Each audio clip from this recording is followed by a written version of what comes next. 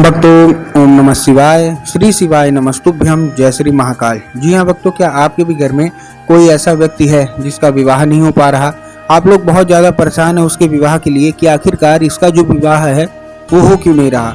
जब भी आप प्रयास करते हैं उसके विवाह के लिए कि इसका विवाह हो जाए तो कोई ना कोई समस्या, कोई ना कोई अड़चन आ जाती है जिसके कारण उसका जो विवाह है वो नहीं हो पा रहा। तो आपको टेंशन लेने की कोई ज़रूरत नहीं है।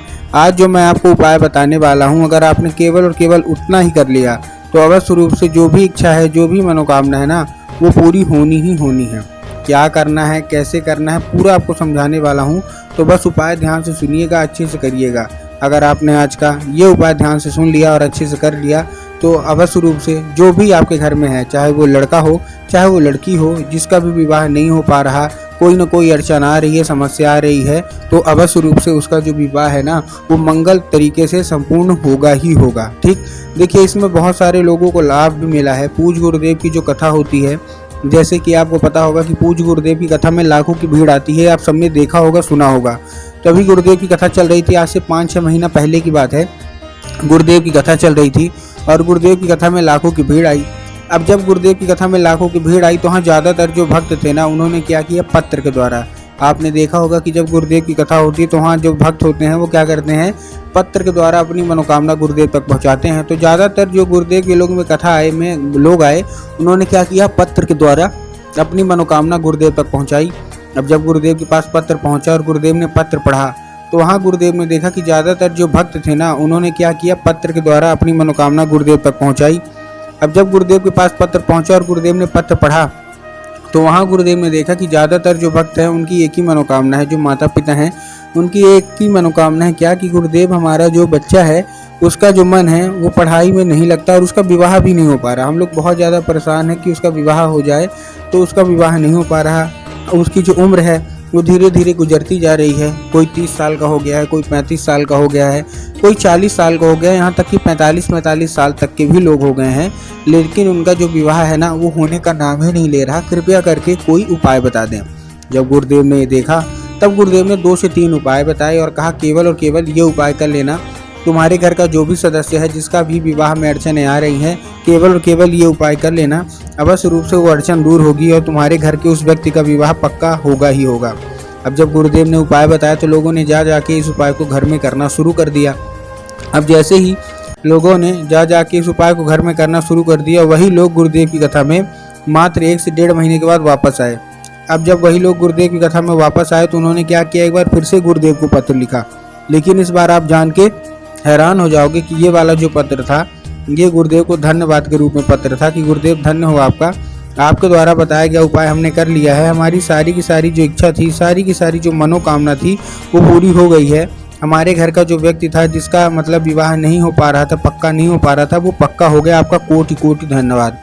तो देखिए, जो लोग भी मेरी आवाज़ सुन रहे हैं ना, अगर आपको भी जानना है कि आखिर ऐसा कौन सा उपाय है जिसको करने मात्र से जो भक्त होते हैं जिनकी मनोकामना पूरी नहीं हुई होती तो उनकी मनोकामना बस रूप से पूरी हो जाती है, तो चलिए हम बताते हैं आपको आज की इस वीडियो के माध्यम से कि आपको करना क्या है। तो बस उपाय ध्यान से सुन के अच्छे से करिएगा जरूर। ठीक, तो चलिए चलते हैं उपाय की ओर। लेकिन उससे पहले चैनल पर अगर पहली बार आए हैं और आवाज़ मेरी पहली बार सुन रहे हैं तो वीडियो कर दें लाइक और चैनल को भी कर लें सब्सक्राइब, ताकि पूजनीय पंडित प्रदीप जी मिश्रा के रोज़ नए नए उपाय सबसे पहले मैं आपको प्राप्त करा सकूँ। ठीक, तो देखिए आपको करना क्या है।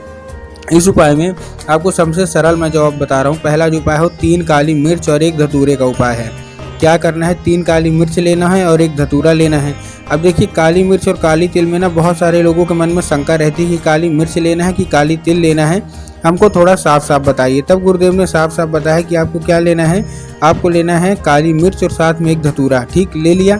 लेने के बाद आपको करना क्या है, पहुँच जाना है सीधा सीधा शिव मंदिर। जिसका भी विवाह नहीं हो पा रहा पहुंच जाइए सीधा सीधा शिव मंदिर। अब जैसे ही शिव मंदिर आप पहुंचेंगे, शिव मंदिर पहुंचने के बाद आपको करना क्या है, आपको दक्षिण दिशा में खड़े होना है और उत्तर की ओर अपना चेहरा कर लेना है। अब देखिए, दक्षिण और उत्तर में ना बहुत सारे लोग कंफ्यूज होते हैं कि दक्षिण क्या है, उत्तर क्या है, हमको थोड़ा साफ साफ बताइए। तब गुरुदेव ने साफ साफ बताया कि आप जिस भी शिव मंदिर जा रहे हैं उस शिव मंदिर का जिधर साइड जलाधारी होगा, आपको क्या करना है, अपना चेहरा उधर साइड करके खड़े हो जाना है। ठीक, खड़े हो गए। खड़े होने के बाद आपको करना क्या है, जैसे आप खड़े हो गए, खड़े होने के बाद आपको एक नाम लेके, कौन सा, महादेव का सुंदर सा नाम है श्रम्भेश्वर महादेव। तो बस आपको करना क्या है, आपको श्रम्भेश्वर महादेव का नाम लेके उन्हीं का स्मरण करके आपको चुपचाप क्या कर देना है, आपको अर्पित कर देना है बस। पूज्य गुरुदेव कहते हैं कि अगर आपने इतना ही कर लिया तो महादेव अवश्य रूप से खुश होंगे और आपका जो भी विवाह है अटक रहा है वो विवाह पक्का होगा ही होगा। ठीक है, ये था हमारा कौन सा, ये था हमारा पहला उपाय। अब हम चलते अपने दूसरे उपाय की ओर। अब जो दूसरा उपाय हमारा 11 लाल फूल का उपाय है। अब 11 लाल फूल का उपाय देखिए आपको करना कैसे है। इस उपाय में आपको 11 लाल फूल चाहिए। अब 11 लाल फूल तो ले लिए, लेकिन उससे करेंगे कैसे, देखिए 11 जो लाल फूल है वो उसमें 2-3 चीज़ आपको ध्यान रखना है। पहला कि फूल कहीं से भी कटा फटा नहीं होना चाहिए या खंडित नहीं होना चाहिए। बहुत सारे लोग ये गलती करते हैं फूल लेने में कि फूल ले तो लेते हैं लेकिन खंडित फूल ले लेते हैं। ठीक, तो आपको उससे बचना है। दूसरी चीज़ आपको ध्यान रखना है कि जो फूल है वो एक किस्म का होना चाहिए।